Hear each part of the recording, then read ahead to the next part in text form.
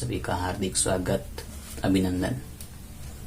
विद्यार्थियों, हमने कक्षा 10 के गणित विषय का जो चैप्टर नंबर 2 था, वास्तविक संख्याएं, वो पढ़ा। आज हम अध्याय 3 बहुपद शुरू करने जा रहे हैं, क्योंकि काफी विद्यार्थियों ने कहा कि सर एक्स वाई वाले प्रश्न कराओ, एक्स वाई वाले प्रश्न कराओ। तो एक्स वाई वाले प्रश्नों में हम बहुपद ही पढ़ेंगे। तो उसमें क्या है कि अब इस बहुपद को पढ़ने से पहले जो आज मैं थोड़ा सा पहले बेसिक बातें बताऊंगा, उसके बाद में हमारा आज का अध्याय शुरू करेंगे। तो आप सभी विद्यार्थी मेरे वीडियो को पूरा देखें, समझें। यदि आपको एक बार देखने समझ में नहीं आता है तो उस वीडियो को 2 बार भी देख सकते हैं, 3 बार भी देख सकते हैं। कोई शुल्क नहीं है, सब फ्री है। वैसे भी मेरा मकसद कोई पैसा कमाना नहीं है। मेरा मकसद सिर्फ एक ही है कि मेरे जितने भी विद्यार्थी घर बैठे हैं अभी लॉकडाउन के दौरान, तो पढ़ाई के संपर्क में रहे, उनका पढ़ाई का माहौल बना रहे और वो कुछ न कुछ पढ़ते रहे, ताकि उनका जब स्कूलें खुलेगी तो पढ़ाई में मन आसानी से लग सके। क्योंकि यदि हमारा शरीर का सिस्टम एक ऐसा होता, शरीर सिस्टम है कि हम इसको जिस रूप में डालेंगे वैसे ही हमारा शरीर बन जाएगा। क्योंकि हम देखते हैं कि जो लोग जैसा काम करते हैं वैसे ही बन जाते हैं। और विद्यार्थी जीवन एक ऐसा जीवन होता है जिसमें यदि विद्यार्थी पढ़ाई नहीं करता है समय पर, तो वो आलस्यपन बन जाता है और धीरे धीरे वो पढ़ाई के प्रति लापरवाह होना शुरू हो जाता है और आलस उसके ऊपर हावी हो जाता है। तो मेरे विद्यार्थियों, आपको किसी प्रकार का आलस करना नहीं है, क्योंकि आलस मनुष्य का सबसे बड़ा दुश्मन होता है। आपको निरंतर पढ़ाई करते रहना है, चाहे लॉकडाउन के दौरान हो या लॉकडाउन के बाद। यदि विद्यालय समय पर यथावत रूप से शुरू होगा तो आपके ये वीडियो चलते रहेंगे, और यदि नहीं होगा तो भी चलते रहेंगे। लेकिन हमें, आपको और हमको मिलकर के एक ही लक्ष्य रखना है कि हम हमारी पढ़ाई को सही ढंग से शुरू रखें और करते रहें। तो चलिए हम शुरू करते हैं। आज का हमारा टॉपिक है अध्याय नंबर 3 कक्षा 10 गणित का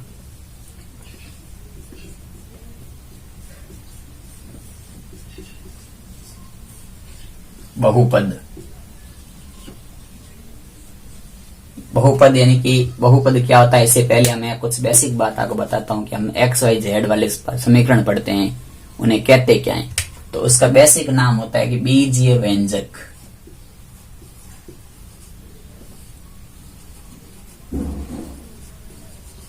अब क्या होते हैं बीजीय व्यंजक? तो बीजीय व्यंजक होते हैं चर तथा अचर राशियों का, चर तथा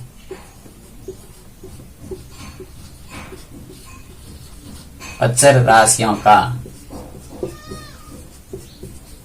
चर तथा अचर राशियों का गणितीय संक्रिया द्वारा, गणितीय संक्रिया द्वारा संबंधित होना।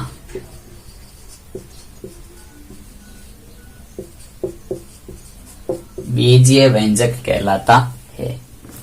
अब क्या होता है कि चर तथा अचर राशि और गणितीय संबंध क्या होते हैं, ये पढ़ते हैं। तो चर राशि होती है जिसे हम अल्फाबेट या अंग्रेजी वर्णमाला के अक्षर कहते हैं, A B C dash dash dash X Y Z. यानी कि जो अंग्रेजी वर्णमाला के जितने भी वर्ण होते हैं वो सारे के सारे चर राशियों में आते हैं।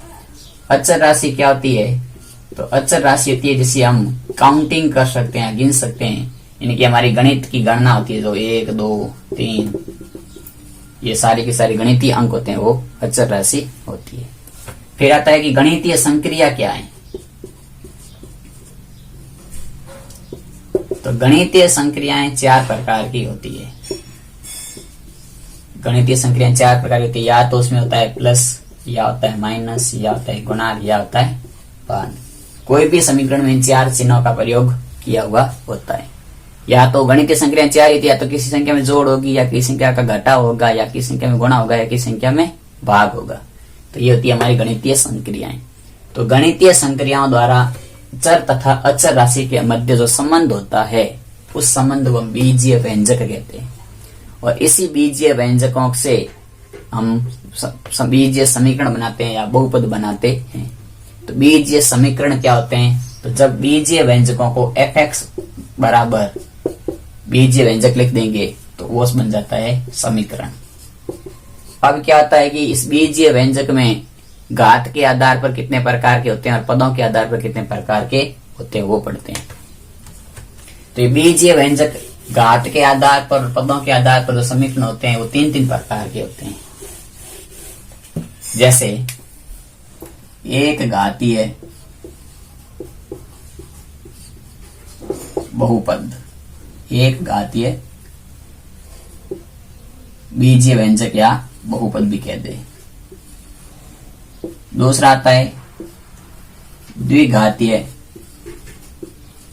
बहुपद और तीसरा आता है त्रिघातीय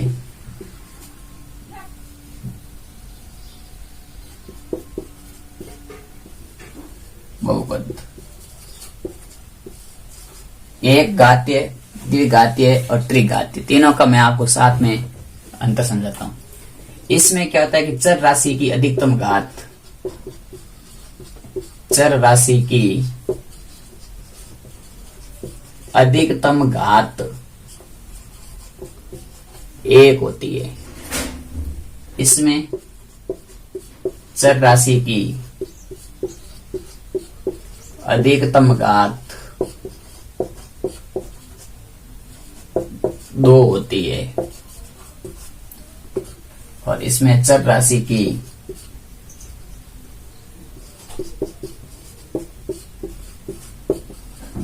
अधिकतम घात 3 होती है। इसी प्रकार चतुर्घातीय, पंचघातीय, षष्ठघातीय आगे चलता रहता है। ये फिर आते हैं कि जैसे अधिकतम घात, जैसे यहां में लिख दिया x + 5, तो x की घात 1 है, कोई घात नहीं होता, एक घात है, एक घात ही हो गया। यदि मैं लिख देता x² + x + 5, तो यहाँ x की अधिकतम घात कितनी है, तो x की अधिकतम घात 2 है, तो 2 घात हो गया। यदि मैं लिख देता x³ + x² + x + 5, या मैं ये भी लिख सकता हूँ x³ + 5, कुछ भी लिख लें, तो पूरे समीकरण में देखते हैं तो x की बड़ी घात कितनी है, 3, तो बड़ी घात ही उस व्यंजन की घात कहलाती है। फिर आता है एक पदी, द्विपदी, त्रिपदी, बहुपदी या बहुपद। हमारा टॉपिक यहां से शुरू होगा। एक पदी जिसमें पदों की संख्या 1 हो, पदों की संख्या 1 हो, एक पदी कहलाते हैं। पदों की संख्या 2 हो, पदों की संख्या 2 हो, और इसमें पदों की संख्या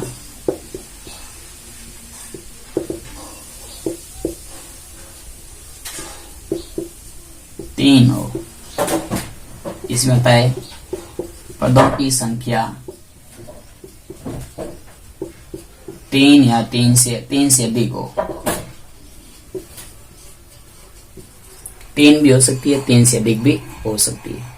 तो जैसे पदों की संख्या 1 का मतलब होता है केवल x लिख दिया मैंने, या y लिख दिया मैंने, या कुछ और लिख दिया, तो पदों की संख्या 1 होती है। इसी प्रकार मैंने यहाँ पर पदों की संख्या लिख दी x + 5, y + 6, y + 8 या कुछ भी लिख दिया, तो यहाँ पर पदों की संख्या 1 और 2, 1 2 1 2, ये द्विपद हो गया।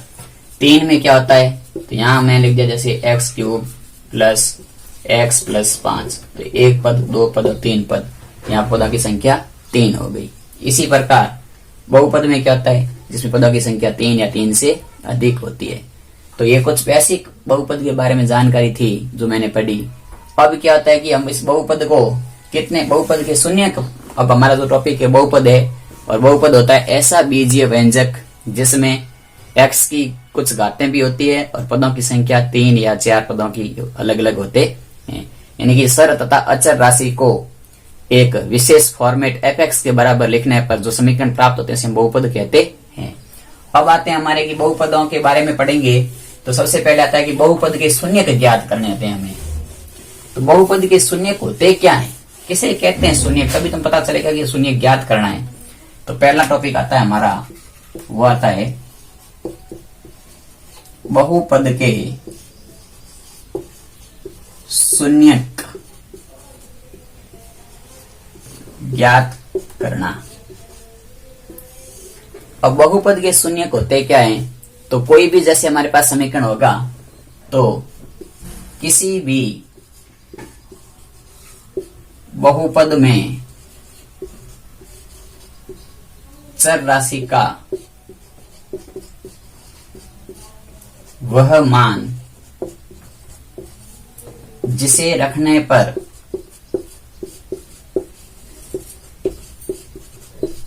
पूरे बहुपद का मान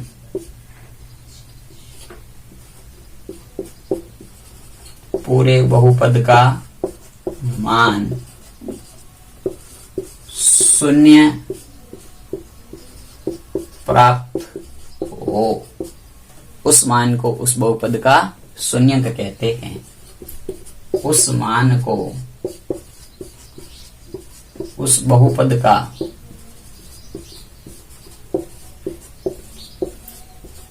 शून्यक कहा जाता है। यानी कि जैसे हमारे पास कोई समीकरण लिखा होगा जिसमें x y z कुछ भी लिखे होंगे, यदि x के रूप में समीकरण है तो हमने x का कोई एक मान रखा, जैसे 1 2 3 4 कुछ भी रख लिया।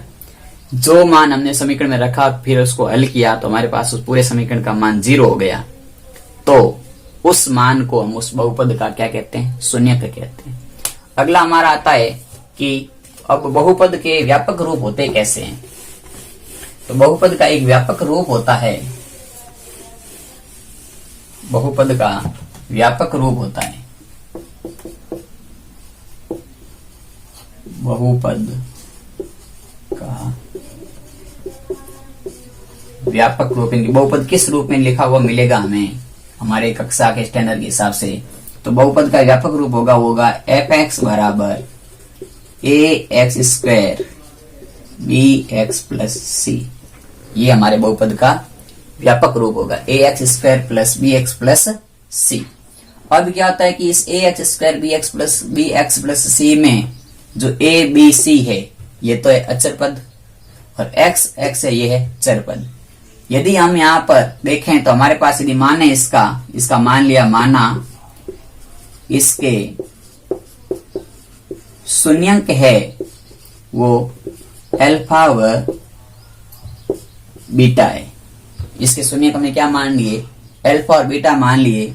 तो जब हम शून्यकों का योग करेंगे, शून्यकों का योग यानी कि अल्फा और बीटा का जब हम योग करेंगे तो उसका सूत्र होगा वो हो जाएगा माइनस का b बटा a। यानी कि इस b के मान के आगे माइनस लगा देंगे, a का मान रखेंगे तो जो मान हमें मिलेगा वो इन शून्यकों का योग मिलेगा। इसी प्रकार एक सूत्र और बनता है कि शून्यकों का गुणा, शून्यकों का गुणा। तो शून्यकों के गुणे का सूत्र होता है अल्फा इंटू बीटा और वो होता है c बटा a। यानी कि c के मान में a के मान का भाग देंगे तो हमें शून्यकों का गुणा मिलेगा। तो ये हमें इस बहुपद के साथ साथ ये भी ध्यान रखने थे। अब हमारा आज का एक उदाहरण करते हैं, हम हमारा एक प्रश्न करते हैं, प्रश्न इसके ऊपर उदाहरण करते हैं। इनकी पहला उदाहरण है हमारा कि बहुपद f(x) बराबर x² माइनस 2x प्लस 8 के शून्यक ज्ञात करो तथा संबंध की जांच करो। यानी कि हमारा पहला क्वेश्चन है कि बहुपद f(x) बराबर x² माइनस 2x प्लस 8 के शून्यक ज्ञात करो तथा संबंध की जांच करो। तो इसके हम शून्यक ज्ञात करने के लिए सबसे पहले कुछ बहुपद जो दिया हुआ है x² माइनस 2x प्लस 8 के गुणनखंड करेंगे, के गुणनखंड करते हैं। तो गुणनखंड करने के लिए क्या करते हैं कि जो हमारे पास बहुपद लिखा हुआ है इसमें देखो यहाँ x के साथ स्क्वायर के साथ में कोई संख्या गुणे में नहीं, मतलब यहाँ 1 है गुणे में, तो यहाँ 1 है, यहाँ 8 है। इन प्रथम पद और अंतिम पद का देखते हैं तो इन दोनों का गुणा आता है 1 और 8 का गुणा होता है 8। कितना होता है 8। अब 8 के ऐसे टुकड़े करने कि गुणा करने पर तो आ जाए 8 और घटाने या जोड़ने पर आ जाए -2। तो देखो -4 को यहां पर समीकरण है हमारे पास, तो -4 को हम 2 से गुणा करते हैं तो हमारे गुणा आता है -8। यहां पर भी माइनस होगा, -4 को -2 से गुणा किया तो आगे -8 और 4 में से 2 घट गए तो रह गए -2। तो अब हमारे पास में क्या आ गया कि मैंने इसके गुणनखंड किए तो बीच वाले पद का टुकड़ा करना होता है, तो मध्य पद का टुकड़ा करना है। तो मध्य पद का टुकड़ा करने के लिए क्या किया मैंने, x स्क्वायर का x इसको लिख दिया मैंने 4x माइनस और प्लस के 2x माइनस के 8 लिख दिए, क्योंकि मैंने 4x में से 2x, ये माइनस के 4x है प्लस के 2x है, तो 4 माइनस के प्लस के 2 तो घटाएंगे तो -2 रहेंगे और गुणा करेंगे तो इन 4 और 2 का गुणा आता है -8 और x का x गुणा x स्क्वायर। तो यहां से अब इन दोनों में से देखें तो x कॉमन आ रहा है, तो यहाँ रह गया x -4, यहां से 2 कॉमन आ गया तो यहां से रह गया x -4, क्योंकि 8 में से 2 जाएंगे तो 8 के पाड़े में 2 कॉमन ले 4 रहेंगे पीछे। तो एक बार रह गया x + 2 = 0 और एक बार रह गया x -4 = 0। तो यहां से हमारे पास x का मान आएगा वो आएगा -2 और यहां से x का मान आएगा वो आएगा +4। अब हमारे पास एक शून्यंक आ गया -2 और एक शून्यंक आ गया 4। ये हमें शून्यंक ज्ञात कर ली, कुछ भी नहीं करना था आपको। मैं वापस समझ देता हूँ कि बाहर के पदों का गुणा करो, तो x स्क्वायर को 8 से गुणा किया तो हो गया -8x स्क्वायर। अब -8x स्क्वायर बाहर का गुणा हो गया, इस 2 के ऐसे टुकड़े करो कि गुणा करने पर 8 आ जाए और जोड़ने पर 4, इनको जोड़ने या घटाने से 2 आ जाए। तो 8 का पाड़ा 8 किसके पाड़े में आता है ये देखो, तो पहले 8 आता है 2 के पाड़े में। 2 का पाड़ा कितनी बार बोलते तब आता है कि 2 का पाड़ा 4 बार बोलने पर 8 आता है। तो 4 और 2 का गुणा तो 8 होता है। अब देखो कि 4 और 2 को जोड़ने से 2 बनते हैं, घटाने से 2 बनते हैं, तो 4 में से 2 घटाना है तो 2 बन जाते हैं। इनकी इस प्रकार से मैं गुणनखंड करना है। फिर इन दोनों में से मैंने देखा कि दोनों में से x बाहर निकला तो x बाहर ले, यहाँ एक x रह गया, यहाँ केवल 4 रह गई। फिर इन दोनों में 2 का भाग जाए, में 2 का भाग या 2 बार आ गया, यहाँ केवल x रह गया, 8 में 2 का भाग 4 बार चला गया। कोष्टक में सेम संख्या हो गई तो गुणनखंड सही है। अब कोष्टक में सेम संख्या है तो एक बार कोष्टक वाले लिख दो, एक बार कोष्टक के बाहर यहाँ x यहाँ +2 इनको साथ में लिख दो। तो x + 2 को साथ में लिख दिया तो हो गया x = -2, क्योंकि यहाँ से पक्षांतर करेंगे -2 हो जाएगा। x -4 = 0 है तो यहाँ से पक्षांतर करेंगे तो x = +4 हो जाएंगे। ये समीकरण नंबर 2 हो गया, 1 और 2। अब हम क्या करते हैं, इसके संबंध की जांच करते हैं। इतना लिख लो फिर अब आगे करते हैं संबंध की जांच। संबंध की जांच का मतलब होता है कि देखो संबंध की जांच करना। संबंध की जांच कैसे करेंगे, तो संबंध की जांच करते हैं तो वो होती है कि शून्यकों का योग करते हैं, कि अल्फा प्लस बीटा करते हैं। तो इन दोनों का योग करेंगे तो -2 + 4 तो उत्तर आएगा -2। कितना आ गया, -2। इसी प्रकार शून्यकों का गुणा करते हैं अल्फा × बीटा, तो -2 × 4 = -8, क्योंकि 2 और 4 का गुणा करेंगे -8 ही आएगा। ये हो गया हमारा दूसरा समीकरण। अब हम क्या करते हैं, ये तो हो गए हमारे इस सूत्रों के जो हमने शून्य ज्ञात की थी उससे। अब क्या होता है कि जब शून्यकों का योग होता है उसका सूत्र होता है योग बराबर -b/a, और हमारे पास समीकरण था x² - 2x - 8। तो यहां से देखो, तो यहां से अगर हम देखें तो हमारे पास में b का मान आता है, वो आता है यहाँ प्लस ही रहेगा, तो b का मान आएगा -2 और बटे में a का मान है 1। तो यहां से हो जाएगा माइनस का 2। फिर गुणा करते हैं तो गुणे का सूत्र होता है c बटा a, और c का मान है माइनस का 8 और बट a का मान है 1, तो उत्तर आएगा माइनस का 8। यहां से देखा तो योग भी 2 और 8 आ रहा है, माइनस 2 और 8, यहाँ भी योग माइनस 2 और 8 आ रहा है। तो सूत्र से और हमारे ज्ञात किए हुए से दोनों से सेम सेम उत्तर आ रहे हैं, अर्थात हमारा जो काम था वो सही था। इसी प्रकार एक उदाहरण है जो आपको खुद को करना है, वो है x square plus 6x plus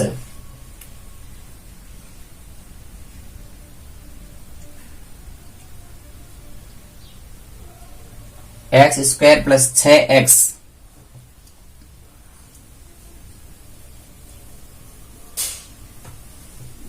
नौ, एक्स स्क्वायर प्लस 6x प्लस 9। अब इनको आपको करना है, ये आपके खुद को इसी प्रकार करना है कि 6 के टुकड़े करो ऐसे कि गुणा करने पर 9 आ जाए, जोड़ने पर 6 आ जाए। तो 3 और 3 गुणा करोगे तो 9 होंगे, जोड़ोगे तो 6 होंगे।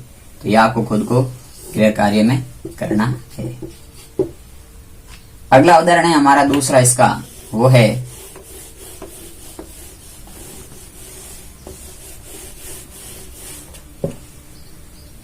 कि 3x square plus 5x plus 2 ये fx बराबर है। अब इसमें क्या करना है कि इसके शून्य को ज्ञात करने हैं और उसके बाद में इनके संबंध जांच करनी है। तो सबसे पहले देखो 3x और 2 को गुणा करोगे तो 6x स्क्वायर होते हैं। कितने होते हैं? 3 और 2 के गुणा होता है 6x स्क्वायर। और 5 के ऐसे टुकड़े करो कि गुणा करने पर 6 आ जाए, घटाने पर 5 आ जाए। तो देखो मैं लिख लेता हूं इसका 3x square plus 6x minus x plus 2। जब इसको करेंगे तो 3x में से 6x में से एक x गया तो 5x रहेंगे, और 6 और 1 का गुणा करोगे तो 6 हो जाएंगे। अब यहां से देखो इन दोनों में 3 और x कॉमन आ रहा है, 3 का भी भाग जा रहा है दोनों में और x का भी जा रहा है। तो 3x बाहर ले लिए तो यहाँ 3 बार आ गया, x बाहर आ गया, तो x 2 थे, 1 x रह गया, और यहाँ से 2 का भाग गया, 6 में 3 का भाग 2 बार गया, x बाहर चला गया। इसी प्रकार इन दोनों में से देखा तो माइनस का 1 बार आ गया और अंदर रह गया x प्लस 2।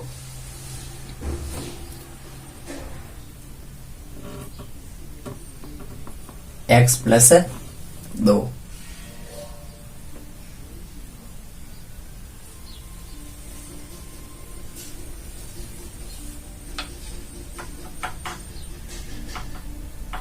अब इसको जब सॉल्व करेंगे तो एक बार रहेगा 3x माइनस 1 और एक बार रहेगा x प्लस 2।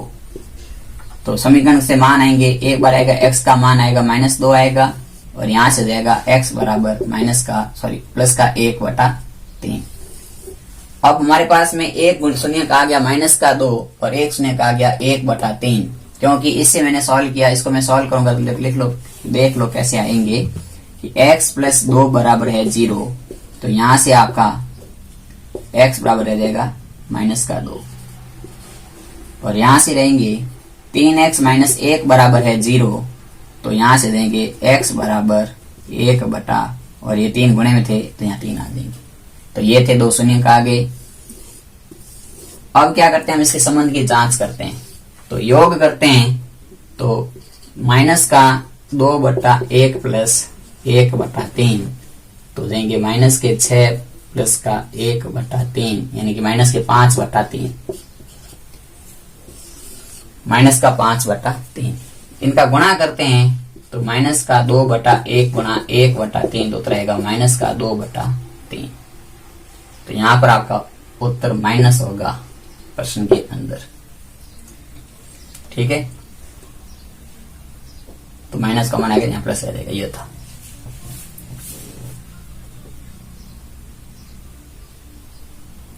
सभी, तभी तो गुणा सही आ। तो ये हो गया, ये माइनस होगा, करेक्शन कर लिया मैंने। तो अब यहां से गुणा किया तो उत्तर आ गया हमारे पास में, वो आ गया माइनस के 2/3। अब हम सूत्र से देखते हैं तो योग का सूत्र होता है, वो होता है माइनस b/a। तो 5 का मान है, b का मान 5 है, तो माइनस के 5/a का मान 3 है, तो 3। गुणा करते हैं तो c बटा a, और c का मान है माइनस का 2 और a का मान है 3। तो ये और ये सेम है, ये और ये सेम है। तो दोनों से देखने पर हमें पता चल गया कि हमारे शून्यकों का संबंध थे सत्य है। तो ये थे आज के हमारे प्रश्न। जो आपको कहे समझ में नहीं आता है तो आप वीडियो को 2 बार देखिए, जरूर समझ में आएगा। कल हम पढ़ेंगे प्रश्नावली 3.1 के क्वेश्चन करेंगे, जिसमें यही काम करेंगे, शून्य ज्ञात करेंगे उसमें भी। तो उस क्वेश्चन को हम करेंगे तो आपको बेटर समझ में आ जाएगा। और साथ ही साथ यदि आपको मेरा वीडियो पसंद आता है तो जरूर लाइक करें और आगे से आगे शेयर करें। धन्यवाद।